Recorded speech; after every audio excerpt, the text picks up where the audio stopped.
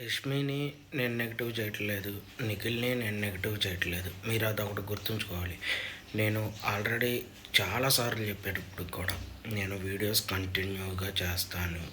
మీకు నచ్చినా, నచ్చకపోయినా అది నాకు సంబంధం లేదు. మీరు చూడకండి నచ్చనోళ్ళు మాత్రం. ఎందుకంటే చాలామంది వద్దు ఆపేయండి, అది మీకు నచ్చకపోతే మీరు వదిలేసేయండి, చూడమాకండి. వాళ్ళిద్దరి గురించి నేను నెగిటివ్ ఎక్కడా చేయట్లా. నాకు వచ్చిన కామెంట్‌కి రెస్పాండ్ అయ్యి నేను మాట్లాడుతున్నాను. అది నచ్చేవాళ్ళు నచ్చిద్ది. నచ్చని వాళ్ళు సరే మాకు నచ్చలేదు, మేము చూడం ఎందుకు అన్నప్పుడు వదిలేయండి, చూడకండి. నేనేం మిమ్మల్ని చూడండి అని ఫోర్స్ ఏమైనా చేస్తున్నానా? చేయట్లేదు కదా! ఆ వీడియో స్కిప్ చేసేసి వదిలేసి మీకు నచ్చిన వీడియోలు చూడండి. ఇది నేను అందరికీ చెప్పట్లేదు. కొంతమంది పర్టిక్యులర్‌గా తెగ మెసేజ్ చేస్తూనే ఉన్నారు. వాళ్ళకి సంబంధించి వాళ్ళకి చెప్దామని చెప్తున్నా. నేను నిఖిల్‌కి ఎంత సపోర్ట్ చేశానో నా పాత వీడియోలో ఉంటాయి చూడండి. అలాగే యష్మి గారికి కూడా అంతే. నేను ఎవ్వరిని ఎక్కడ నెగిటివ్‌గా మాట్లాడలే ఏ వీడియోలో.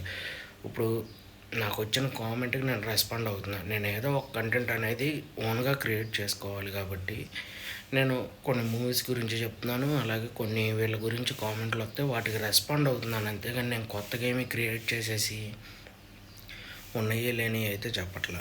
ఇప్పుడు ఆ కామెంట్ వచ్చేది కదా! ఆ కామెంట్‌కి రెస్పాండ్ అయ్యి, ఆ కామెంట్‌లో ఏముందో దానికి నేనేం చెప్పాలో చెప్తున్నాను అంతే.